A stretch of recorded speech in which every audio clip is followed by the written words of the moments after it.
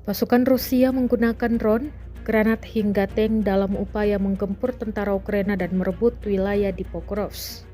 Rekaman aksinya beredar di Telegram pada Rabu 11 Desember 2024. Di awal rekaman, tampak tank menembaki tentara Ukraina dari jarak dekat.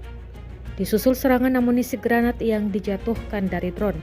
Dalam keterangan unggahan disebutkan, unit kelompok pasukan pusat membebaskan pemukiman kuning di arah Pokrovsk. Selain menyerang hingga menewaskan tentara Ukraina, pasukan Rusia juga menangkap beberapa di antaranya. Di akhir rekaman, mereka pun mengibarkan bendera negara Rusia.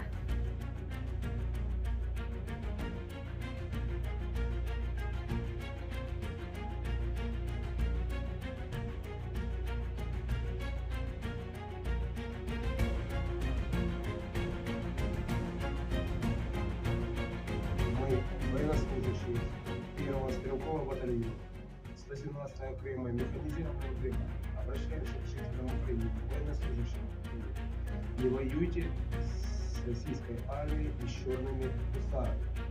За 2 недели нахождения нас здесь мы лишились 2 батальонов.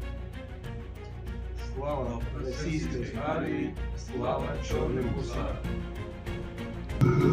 Мы, военнослужащие 32-й бригады 3-го батальона Вооруженных сил Украины, призываем военнослужащих Вооруженных сил Украины не воевать против военнослужащих Российской Федерации, не воевать против подразделения «Черные гусары». Спасибо черным гусарам, что они нас освободили из нацистского плена, накормили, напоили, оказали нам медицинскую помощь.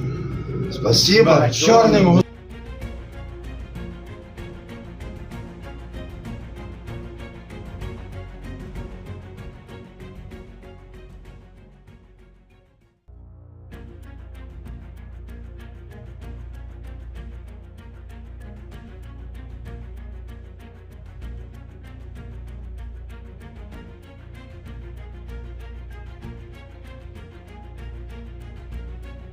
Download Tribun X sekarang, menghadirkan lokal menjadi Indonesia.